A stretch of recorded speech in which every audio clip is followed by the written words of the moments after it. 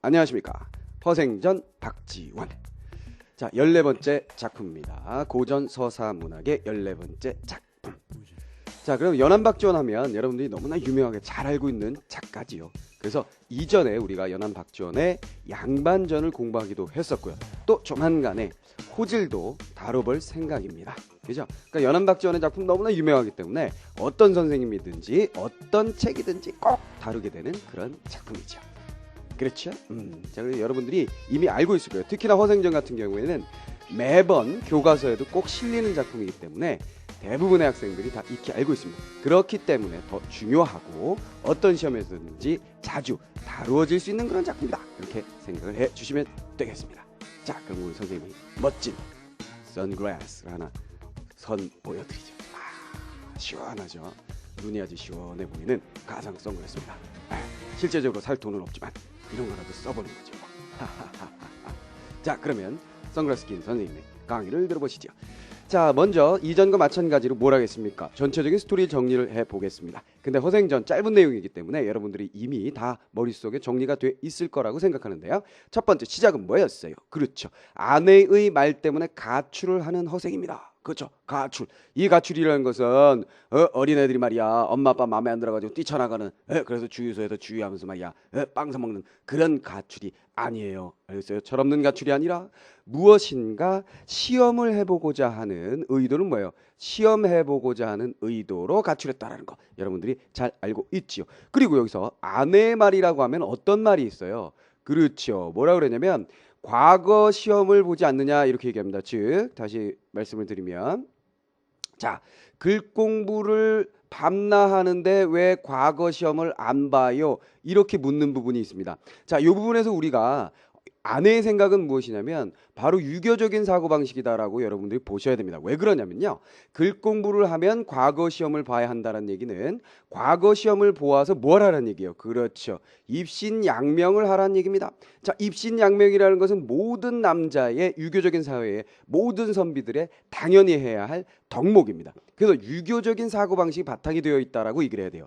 근데 단순히 아내의 태도를 실학사상을 드러낸 것이다. 작가의식을 대변한 것이다. 라고만 생각을 하시면 문제를 푸는 데 있어서 혹은 작품을 이해하는 데 있어서 문제가 생깁니다. 알겠죠? 이 글공부를 해서 뭐 하시나요? 과거 시험은 왜 안 보나요? 이 부분을 우리가 보았을 때는 유교적인 사고방식이 나타난다라는 걸 생각하셔야 되고요. 그래서 글공부 나는 10년 동안 계속해서 공부만 하려 그래 이렇게 얘기할 때에 아내가 그렇다면 뭐 이렇게 장인밭이 일은 하지 못합니까? 어떤 일은 못 하시겠어요? 돈 버는 일은 뭐 못 하겠어요? 그럼 도둑질이라도 하시죠. 요런 부분에서는요. 아내가 어떤 실학적인 사상을 드러냈다라고 볼 수는 있겠습니다만 제가 생각할 때 선생님이 생각할 때는 그것은 뭐예요? 적어도 생계는 유지해야 하지 않느냐는 배고픔에서 나오는 그렇죠? 그런 하소연 정도로만 그냥 생각하시는 게 좋겠습니다. 특히나 이 앞부분에서는 아내가 작가의식을 반영하고 뒷부분으로 가면서 허생이 작가의식을 반영한다는 이런 판단, 이런 분석은 옳지 않다는 생각이 들어요. 무슨 말이겠습니까? 허생은 어쨌거나 연안박지원 작가의식을 대변하는 인물입니다. 이 전반부에서도 무엇을 통해서 대변하는 거예요? 그렇죠. 글공부라는 것은 글공부 자체가 중요하다. 특히나 정치인들이 썩었을 때, 정치가 썩었을 때는 제야에 묻혀서 글공부하는 것이 선비의 참모습이다 라는 것을 드러내고 있다는 거예요. 그렇죠. 그 부분에서는 물론 뒤로 가면서 뭐예요? 실학사상이 더 강하게 드러나죠. 그렇지. 경제구조에 취약한 모습이라든가 등등등 뒤에서 정리할 것. 자, 그러니까 어쨌거나 아내의 말 부분에서 여러분들이 기존에는 작가의식을 반영하고 있다, 실학적인 사상을 드러내고 있다라는 것만 생각했지만 여기다 하나 더 덧붙여서 무엇을 꼭 아셔야 되겠다고요? 더 중요한 것, 아내가 말할 때 과거 시험을 왜 보지 않느냐라는 것은 유교적인 사고방식을 그대로 드러내고 있다는 걸 여러분들이 꼭 정리를 해 두시는 것을 오늘 알아주시면 되겠고요. 그래서 이 부분에서는 결국 아내하고 허생 사이에 무엇이 나타나게 되는 겁니까? 그렇죠. 아내와 허생 사이에 대립, 그렇죠. 갈등이 나타나게 된다 이런 얘기입니다. 그럼 무엇에 대한 갈등이겠어요? 당연히 글공부에 대한 갈등입니다. 글공부에 대해서 아내는 어떤 태도야? 그렇지. 시험을 보아서 과거 시험을 보아서 입신양명해야 돼. 허생은 뭐야? 글공부 자체가 중요하다. 요 생각은 끝까지 변하지 않습니다. 무슨 말인지 알겠죠? 다 가고 나서 돌아온 다음에도 쉬었던 공부를 다시 해야지 이렇게 된단 말이야. 그래서 뭐예요? 평면적인 인물이라고 여러분들이 보셔야 되는 그런 인물입니다. 무슨 말인지 알겠죠? 혹 어떤 사람들은 이렇게 얘기하기도 해요. 허생이 요 부분에서 글 공부를 하다가 뒤에 가서 장사한다. 에이? 그래서 장사를 중요하게 생각한다. 아, 중상주의다. 뭐 이런 식으로 해석을 하고 또 성격이 왔다 갔다 한다라고 해서 입체적 인물이라고 해석하기도 하는데요. 그건 작품을 잘못 파악한 해석입니다. 이번에 잘 알아두시고요. 자, 그 다음 장면은 뭐예요? 나가가지고 변 씨한테 돈을 융통하지요. 그렇지. 변 씨에게 돈을 꿉니다. 그래가지고 어떻게 합니까? 매점 매석을 하게 됩니다. 한꺼번에 사들여서 값이 오른 다음에 팔아 치우는, 그렇죠. 그런 장사를 하게 되는데요. 그럼 매점 매석이라는 것은 좋은 것이 아니잖아요. 그럼 허생이라는 인물의 입장에서 볼 때 매점 매석을 어떻게 생각하느냐? 그렇죠. 이거 부정적으로 생각합니다. 부정적으로 생각함에도 불구하고 매점 매석을 했었던 이유는 당연히 이겁니다. 경제 구조와 유통 구조의 취약성을 보여주기 위한 하나의 시험이었다라는 거 여러분들이 생각을 하시면 되겠습니다. 알겠죠? 그 다음에 또 문맥적으로 보면 작품에 이렇게 스토리적으로 보면은 뭐예요? 그렇지. 빈섬을 경영하기 위한, 그렇죠. 이후의 일을 도모하기 위한 재원 마련의 역할도 하는 것이 바로 매점 매석이다. 이렇게 생각을 해 주시면 되겠습니다. 자, 그 다음에 이렇게 돈을 많이 번다면 어떻게 합니까? 그렇죠. 뱃사공에게 물어서 어디 좋은 데가 없느냐, 좋은 땅이 없느냐, 그래서 빈섬 무인도를 하나 소개받게 되죠. 그리고 나서 나라 안에 가득 찬 도적을 만납니다. 여기에 우연성이 농후하게 나타나는 부분이 나타나는데요. 왜요? 도적을 관군들이 몇 년씩 쫓아도 잡지 못하는데 허생은 띠까가지고 바로 만나는 부분이라든가 이런 것들이 우연성 나타나는 부분입니다. 그렇죠? 동시에 개연성도 없는 부분이 되겠고요.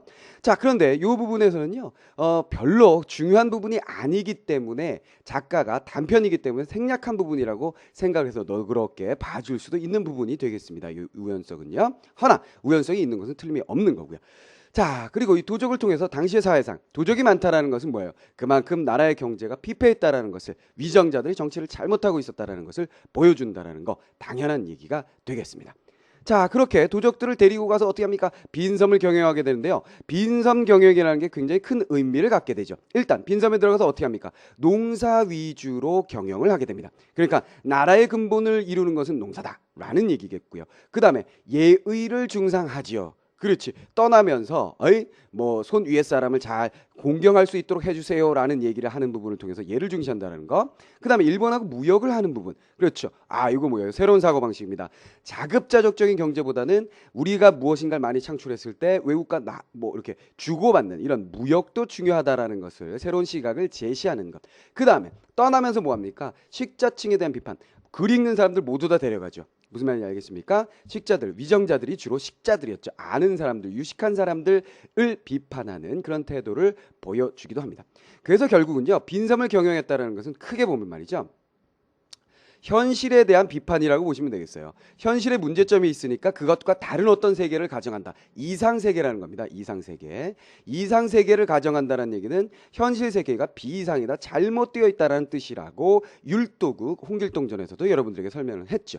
그래서 현실 비판적인 이야기라고 그런 빈섬의 의미라고 여러분들이 생각하실 필요가 있겠고요. 그 다음에 빈섬을 통해서 이 글쓴이가 하고자 했었던 것은 결국은 새로운 문물을 만들고자 했다, 이런 얘기예요. 새로운 문물을 만들고자 했다는 것은 어떻게 보면 국가까지도 갈 생각을 했었더라고 볼 수가 있습니다. 그러나 유교적인 사회에서 임금에 대한 배반이죠. 그럴 수는 없었던 거겠죠. 그래서 섬이 작다, 뭐 섬이 너무 좁다라든가 아니면 뭐 덕이 부족하다, 자신의 덕이 부족하다라는 겸손한 표현을 통해서 빈섬 경영을 부가옹을 만드는 정도, 부자 마을을 만드는 정도만 하고 끝을 맺게 되고 돌아오게 되죠. 그래서 이제 변 씨에게 돈을 갖게 돼서 변 씨가 호감을 갖게 되고 친하게 지내려고 애를 쓰게 됩니다. 그래서 뭐 친하게 지납니다. 그렇죠. 술을 얻어 먹고 뭐 그렇죠. 자, 그러던 중에 이완이라는 인물이 등장을 하게 되는데요. 변 씨의 소개를 통해서 이완이 등장을 하죠. 그렇다면 변 씨라는 인물은 여기도 나오고 여기도 나오는데 이완과 연결하는 것이 가장 중요한 역할이었습니다. 자, 이완은 실제 인물이죠. 실제 인물이 등장하니까 사실성 획득, 당연한 얘기겠죠. 자, 그런데 이완이라고 하면요, 북벌론의 아주 앞장서는, 그렇죠, 거목이다 볼 수 있는 그런 인물입니다. 북벌이라는 건 뭐냐면요, 청나라 치자 이런 얘기입니다. 명나라가 우리의 형나라니까, 혹은 뭐 아버지나 모르겠다. 하여간 명나라가 이거니까, 그제? 명나라를 누른 청나라 이 새끼들 다 쳐버려야 돼. 우리가 다 깔아뭉개줘야 돼, 이런 얘기죠. 무슨 말인지 알겠습니까? 그런 얘기예요. 예를 들어서 우리가 지금 미국과 우방이다. 미국이 우리의 형의 나라다. 그래서 뭐 이라크가 미국을 쳤다. 그럼 우리가 이라크를 가서 혼내줘야 된다. 이런 사고 방식이죠. 아주 멍청한 사고 방식입니다. 그런데 힘의 논리에 눌려서 어쩔 수 없다면 모르겠으되 걔네들이 이미 망했는데 우리가 왜 그래야 하는 겁니까? 그렇죠. 명나라가 우리가 뭘 베풀어줬어요? 잘 생각을 해봐야 되겠죠. 미국이 우리에게 무엇을 베풀어줬을까? 우리를 이용한 것은 아닐까? 잘 생각을 해보셔야 한다. 뭐 그런 얘기입니다.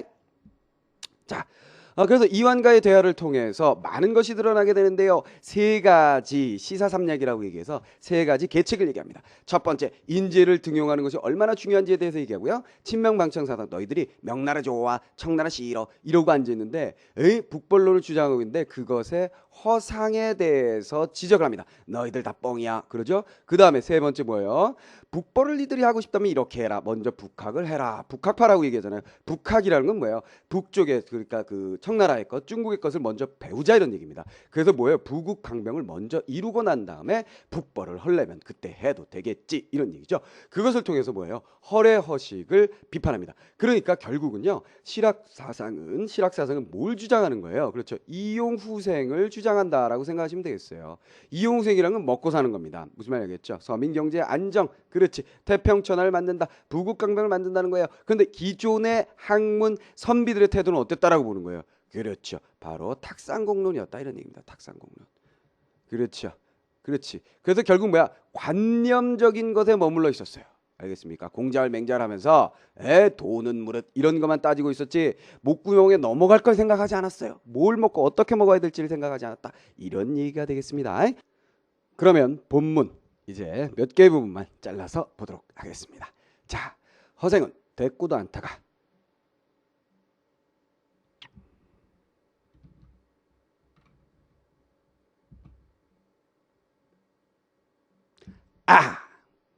자, 그러면 본문 몇 부분을 살펴보도록 하겠습니다. 주로 후반부, 그렇죠? 이완과의 대화 부분이 가장 중요하다 그랬죠. 그 부분을 살펴보겠어요. 자, 허생은 대꾸도 않다가 야심에서 비로소 손을 부르게 하는 것이었다. 자, 여기서 손이 누굴 얘기하느냐? 이대장 이완이죠.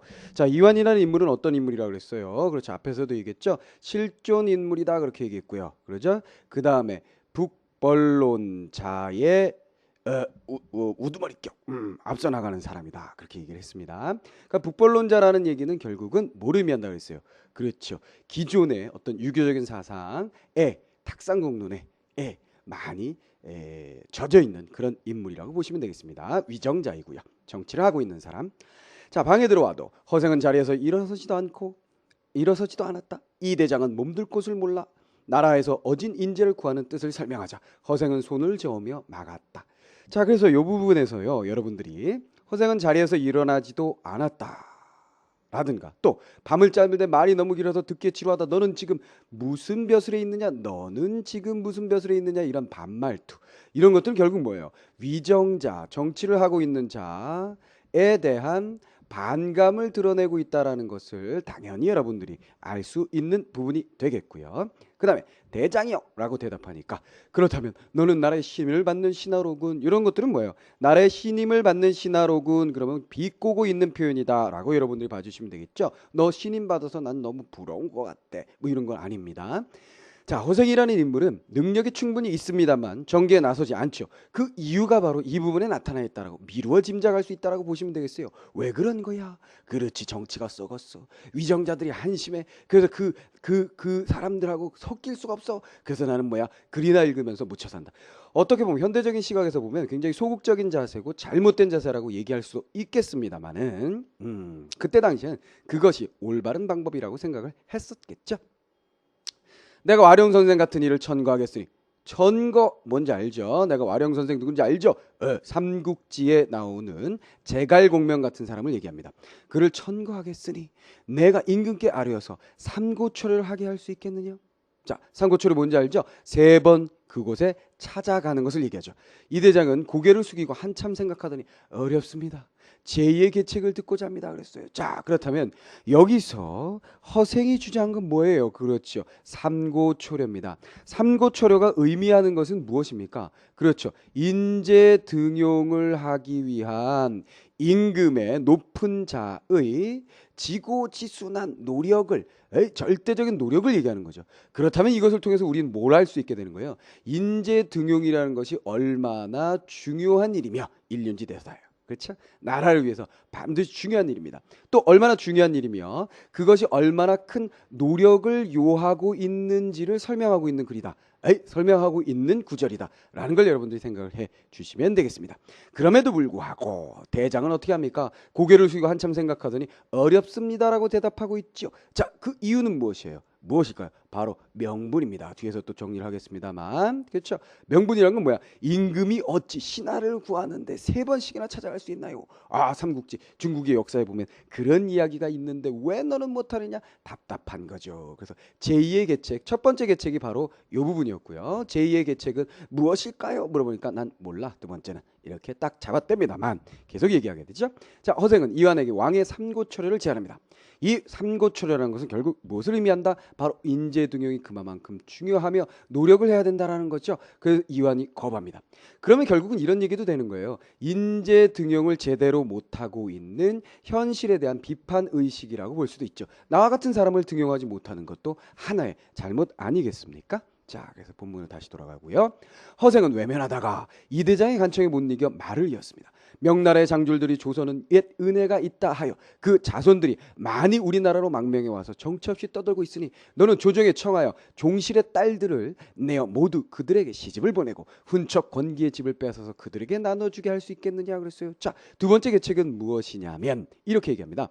명나라의 장졸들이 그 자손들이요, 조선은 옛 은혜가 있는 나라, 우리가 옛날에 명나라가 은혜를 베풀었던 그런 나라, 우리가 친근한 나라라서 자손들이 많이 우리나라로 망명했습니다. 왜 그랬어요? 명나라가 망했으니까. 그렇죠? 그런데 그들이 정처 없이 떠들고 있어요. 그러면 너는 조정의 청에서 종실, 그 임금과 관련 있는 그 딸들을 내어서 그들에게 시집을 보내고 훈척, 뭐예요? 공을 세운 그 관리들, 그리고 권력을 가지고 있는 귀한 집을 빼앗아서 그들에게 나눠주게 할 수 있겠느냐라고 얘기했습니다.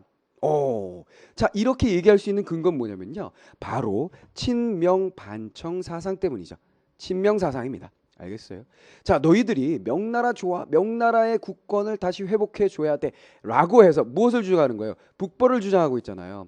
그래? 그렇게 네가 명나라를 좋아해 니들이? 그렇다면 명나라의 자손들, 니들이 좋아하는 명나라의 자손들 있잖아. 그렇다면 왕실에 있는 애들, 그리고 훈척과 건기의 집들, 이런 거 다 줄 수 있니?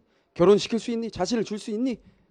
안 되겠는데요. 어렵습니다 나오죠. 왜? 당연히 명분입니다. 어찌 외국인과 결혼을 할 수 있겠어요? 이런 얘기 나오죠. 그렇다면 이게 뭐가 드러나게 되는 거예요? 친명반청사상 북벌론이 뭐예요?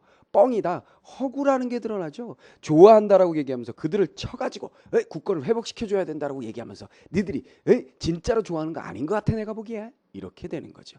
이것도 어렵다, 저것도 어렵다. 도대체 무슨 일을 하겠느냐? 가장 쉬운 일이 있는데 내가 능히 할 수 있겠느냐? 말씀을 듣고자 합니다. 이제 제3의 계책이 나오게 되는 거죠. 자, 그럼 두 번째 계책 정리하고요. 자, 허생은 이완에게 명나라 이민들을 우대하라 라고 제안을 했습니다. 그러나 이완이 거부하죠. 이 거부를 통해서 뭐예요? 북벌론의 허상이 드러나게 된다는 거 여러분들이 생각을 해 주시면 되겠습니다. 자, 그 다음에 마지막 좀 많습니다. 무릇 천하의 대의를 외치려면, 큰 뜻을 내세우려면, 외치려면, 여기서 대의라는 것은 구체적으로 뭘 얘기하는 거였어요? 그렇습니다. 북벌을 의미한다라고 보시면 되겠어요. 문맥적으로 북벌을 하려고 한다면 그 외에도 수없이 많은 큰 뜻을 펼치려고 한다면 먼저 천하의 호걸들과 접촉하여 결탁하지 않고서는 안 되고 힘을 합쳐야 한다. 천하의 세상에 있는 그 영웅스러운 인물들과 힘을 합쳐야 한다. 남의 나라를 치려면 먼저 첩자를 보내지 않고는 성공할 수 없는 법이다. 뭐요? 지피지기면 백전백승. 먼저 알고 덤벼야 된다 이런 얘기죠. 지금 만주정부가, 청나라가 새롭게 세워진 나라가 갑자기 천하의 주인이 되어서 중국 민족과는 친근해지지 못하는 판에 조선이 다른 나라보다 먼저 섬기게 되어 저들이 우리를 가장 믿는 터이다. 진실로 당나라 원나라 때처럼 우리 자제들이 유학 가서 벼슬까지 하도록 허용해 줄 것과 상인의 출입을 금하지 말도록 할 것을 간청한다면 저들도 반드시 자기네에게 친근하려 함을 보고 기뻐 승낙할 것이다 그랬어요. 자, 그래서 여기서 결국 무슨 말입니까?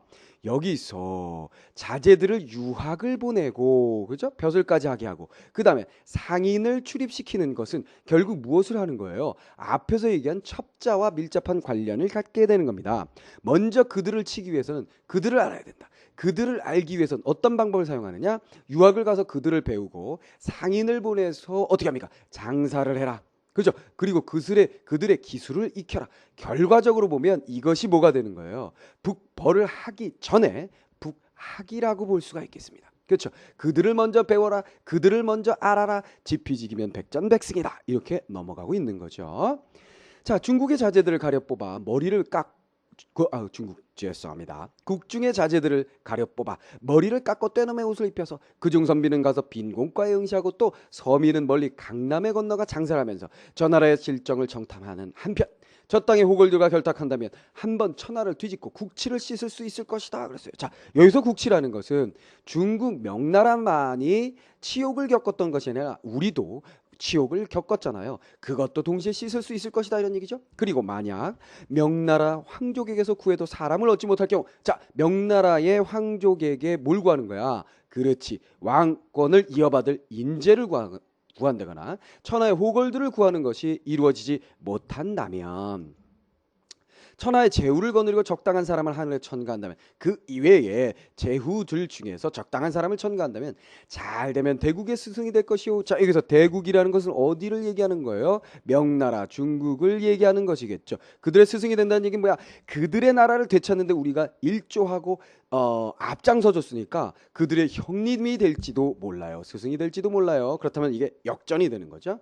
못되어도 백구지국의 지위를 잃지 않을 것이다. 자, 백구지국, 백구라는 것은 뭐냐면요, 제후 정도라고 여러분들이 생각을 하시면 되겠습니다. 그러니까 옛날 봉건 그 사회에서는 어떻게 되어 있는 거예요? 황제가 있고 작은 단위의 나라들이 있고 여기에 제후 왕들이 있겠죠. 그럼 얘네들은 이렇게 전부 다 중앙에 속해 있는 작은 나라들로서 스승과 제자, 형과 아우의 관계를 맺게 되는 것이라고 보면 되겠어요. 그럼 문맥적으로 봐도 여기 뭐라고 그랬어요? 못되어도 백구지국의 지위를 잃지 않을 것이다 그랬잖아요. 그러면 지금 우리가 만주 정부에 있어서도 친근해지고 있어서 먼저 섬기게 되었다 그랬잖아요. 이렇게 이쁨 받는 동생 정도의 지위는 잃지 않을 것이다라는 얘기입니다.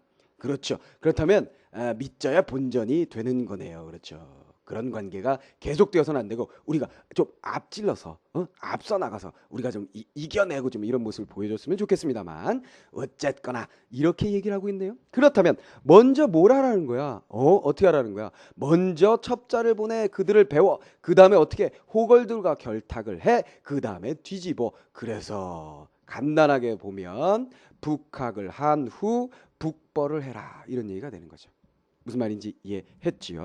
그러니까 여러분들 이렇게 생각하셔야 돼요. 북학파라고 해서 연안박지원이 북벌을 완벽하게 반대하고 있는 것은 아니다라는 겁니다. 그럼 어떻게 하라는 거예요? 북벌은 우리의 국치를 씻는 것이니까 필요하기도 하고 했으면 좋겠다 이거야. 그러나 우리가 강해진 다음에 쳐라, 이런 얘기입니다. 무슨 말이겠어요? 멍청해, 지금 계란을 발치듯이 가가지고 말이야, 덤벼가지고 말이야, 손해만 보지 말고. 그리고 또 한편으로 뭐야, 니들 북벌 하지만 그건 하나의 명분으로 내세우는 거고 어떤 정치적인 계략 아니냐, 이런 내용도 어쩌면 숨어 있을 거예요. 정치인들이 뭐예요? 항상 이런 위기 상황을 이용해 가지고 자신의 이득, 자신의 권력을 유지하려고 하는 아주 싸가지 없는 짓거리들을 현재까지도 해오고 있잖아요. 화상들입니다. 자, 어쨌거나 그래서 사대부들이 모두 조심스럽게 예법을 지키는데 누가 변발하고 호복을 입으려 하겠습니까? 또다시 뭘 주장하는 거야? 명분을 앞세워서 못하겠다라고 얘기를 하게 되는 거죠. 그럼 여기서 이게 바로 뭐가 되는 거예요? 그죠? 예법을 지키는데 이거 있잖아, 바로 이게 뭐예요? 허례허식입니다. 허례허식. 허례허식이라는 건 뭡니까? 바로 형식적인 거죠. 너희들은 탁상공론 형식적인 것만 얽매였다. 그래서 뒷부분에 생략된 부분에서는 너희들이 말이야 북벌을 하겠다 그래서 말이야 선비들이 말이야 옷은 이렇게 길어가지고 말이야 활을 쇠쇠로 쏠 수나 있겠니? 그리고 항투하고 있는 거 이거 사실 너희들이 우리 것이다라고 주장하지만 오랑캐 그거 법도야 이 새끼들아. 웃기고 앉아있어 이 화상 새끼들. 뭐야 이 자식들아, 먹고 사는 일은 신경 안 쓰고 말이야 한심한 놈의 자식들, 이거 혼내면서 칼을 뽑아가지고 찔러 죽이려고 합니다. 아하, 무서운 장면이 나오죠. 그래가지고 혼비백산에서 도망가는 그런 얘기가 나오게 됩니다. 자, 그럼 몇 가지 정리, 마지막 또 정리해드리겠습니다. 자, 허생은 이완에게 북벌의 방법을 제시했어요. 근데 그 북벌의 방법은 북학을 먼저 하고 북벌을 하라, 요거라 그랬습니다. 그러나 이완은 거부했죠. 근데 결과적으로 보니까 여기에서 이완의 거부가 계속되고 있는데 그 거부의 근거는 뭐라 그랬어요? 명분. 그 명분이라는 게 결국 뭐예요? 실학 사상을 가지고 있는 자들이 사람들이 비판했던 그 명분, 바로 형식적인 측면에 치우친 부분들이라는 거 여러분들이 정리를 해 주시면 되겠습니다. 자, 마무리해 볼까요? 자, 이 부분에서요, 이 부분만을 놓고 우리가 갈등을 본다면 허생이라는 핵심적인 인물과 이완이라는 인물 사이의 갈등입니다. 그 갈등의 핵심 요소가 뭐냐라고 묻는다면 나라위약이라고 볼 수가 있을 것 같아요. 그래서 1, 2, 3의 계책이 나오게 되는데요. 나라를 위하는 데 있어서 허생은 뭘 주장한 거예요? 인재를 등용을 똑바로 해라, 북학을 먼저 해라 라는 것을 주장하게 됐는데 이완은 그것에 대해서 거부를 하게 되지요. 무슨 말인지 알죠? 다 머릿속에 정리가 됐을 거예요. 결국 허생이 이렇게 인재를 등용하고 북학을 하라 하는 것은 실리를 먼저 추구하자라는 입장이었습니다. 항상 여기 뭐예요? 태도, 이유 이렇게 돼 있다고 그랬잖아요. 태도, 거부, 그 다음에 명분을 들어서 거부하고 있다. 알겠습니까? 그래서 이 부분이 바로 이용후생을 생각하는 부분이고, 그렇죠? 이 부분이 뭐라는 거예요? 탁상공론 부분이다. 이렇게 여러분들이 생각을 해 주시면 되겠다. 그런 얘기입니다. 자, 그래서 전체적인 얘기 이 부분만을 오늘 여러분들 이번 시간엔 좀 살펴봤어요. 근데 빈섬의 경영이나 매점 매석이나 가출 부분 이런 부분들이 상대적으로 덜 중요한 부분은 아니거든요. 근데 이 부분은 여러분들 교과서 정리 부분에서 접해 볼 수가 있으니까 물론 이 부분도 접할 수가 있을 거예요. 더 중요한 부분인 이 앞 뒷부분을 이번에 여러분들에게 정리를 해드렸습니다. 자, 그래서 연안박전의 허생전 중요한 작품이니까 잘 정리를 해 두시기 바랍니다. 수고하셨습니다. 다음 시간에 새로운 작품으로 또 뵙죠.